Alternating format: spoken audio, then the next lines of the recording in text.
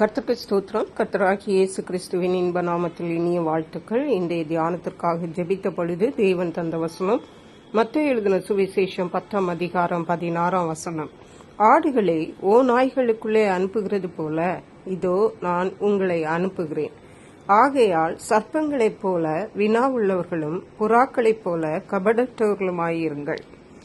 நம்முடைய கர்த்தராகிய இயேசு கிறிஸ்து இந்த உலகத்தை எல்லாவற்றையும் படைத்தார். அவரே மனித ரூபமாக வந்து இந்த உலகத்திலே 33.5 வருடங்கள் வாழ்ந்தார். அப்பொழுது அவர் சொன்ன வசனம்தான் இது. ஆடுகளை ஓநாய்களுக்குள்ளே அனுப்புகிறது. ஆடையும் ஓநாயும் பார்த்தால் இந்த ஆட்டின் நிலைமை என்ன என்பது நமக்கு புரியும்.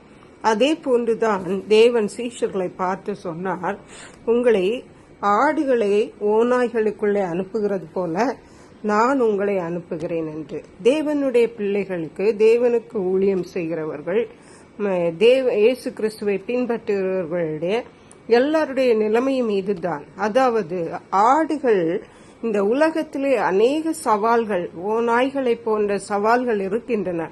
அப்படிப்பட்ட சூழ்நிலையிலும் தேவனுடைய பிள்ளைகளாகிய நாம் ஆடுகளைப் போல இருந்து தேவனுடைய கிருபையினாலே நாம் பாதுகாக்கப்பட வேண்டும்.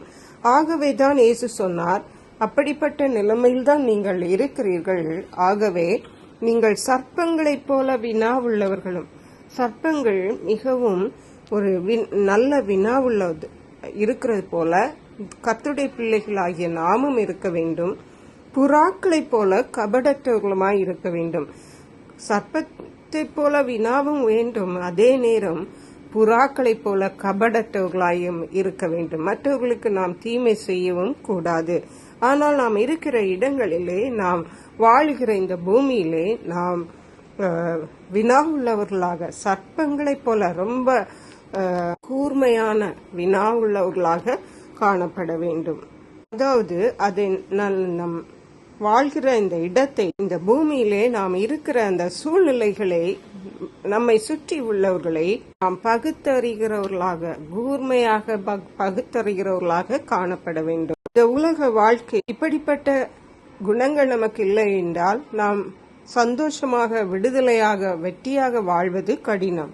பிரசங்கியின் புஸ்தகம் 5ஆம் அதிகாரம் 18ஆம் வசனம் சொல்லுகிறது, இதோ உயிரோடு இருக்கும்படி தேவன் அருளி செய்த நாளெல்லாம் மனுஷன் புசித்து குடித்து சூரியனுக்கு கீழே தான் படும் பிரயாசம் அனைத்தின் பலனையும் அனுபவிப்பதே நலமும் உத்தமமான காரியம் என்று நான் கண்டேன். இதுவே அவன் பங்கு. இந்த உலக வாழ்க்கையிலே நாம் எதுவும் பெரிதாக சாதித்து ஒன்றும் நாம் நித்தியத்திற்கென்று கொண்டு போக முடியாது. எல்லாம் இந்த உலகத்தோடு முடிந்துவிடும். ஆகவே இந்த உலகத்தில் இருக்கிறது ஒரு சில காலம் மட்டுமே. அப்படிப்பட்ட இந்த உலக வாழ்க்கையில் நாம் புசித்து குடித்து சந்தோஷமாயிருக்கிறது பெரிய ஒரு ஆசீர்வாதம். மேலும் நாம் பண்ணுகிற வேலையிலே அதன் பிரயாசத்தை அனுபவிப்பது அது மிகவும் உத்தமமான காரியம் என்று சாலோமன் ராஜா இங்கே நமக்கு சொல்லு. ஆகவே இந்த உலக வாழ்க்கையிலே நாம் சந்தோஷமாயிருப்போம், மற்றவர்களுக்கு நன்மை செய்வோம், நாம் படும் பிரயாசங்களை அனுபவிப்போம். கடைசியாக பிரசங்கியின் புஸ்தகம் 11ஆம் அதிகாரம் 9ஆம் வசனம் சொல்லுகிறது, வாலிபனே உன் இளமையிலே சந்தோஷப்படு, உன் வாலிப நாட்களிலே உன் இருதயம் உன்னை பூரிப்பாக்கட்டும், உன் நெஞ்சின் வழிகளிலும் உன் கண்ணின் காட்சிகளிலும் நட. ஆனாலும் இவை எல்லாவற்றின் நிமித்தம் தேவன் உன்னை நியாயத்திலே கொண்டு வந்து நிறுத்துவார் என்று அறி.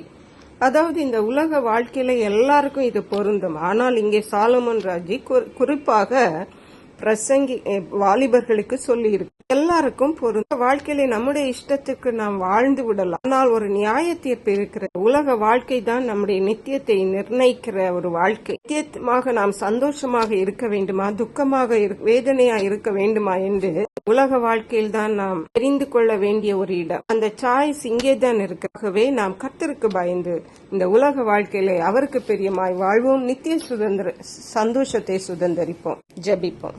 எங்களை கிருபையா நேசித்து பாதுகாத்து வழி நடத்துற எங்கள் அன்பின் தகப்பன், ஆசீர்வதிக்கப்பட்ட இந்த நல்ல நாளுக்காக நன்றி. வேளையிலும் இந்த உலக வாழ்க்கையில் பாம்பை போல வினாவுள்ளவர்களாக, தாவை போல கபடற்றவர்களாக நாங்கள் புசித்து குடித்து கையின் பிரயாசங்களின் பலனை அனுபவித்து உம்முடைய சித்தம் செய்ய உதவி செய்ய நன்றி. பரிசுத்த ஆவியானவரே, துதிகன மகிமை மக்கை செலுத்துகிறோம். இயேசு கிறிஸ்துவின் இன்ப நாமத்தில் ஜெபிக்கிறோம் அன்புள்ள பரமபிதாவே, ஆமென்.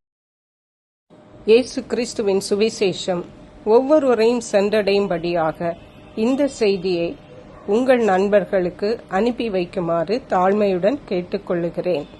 கர்த்தர் தாமே உங்கள் அனைவரையும் அபரிதமாய் ஆசீர்வதிப்பாராக.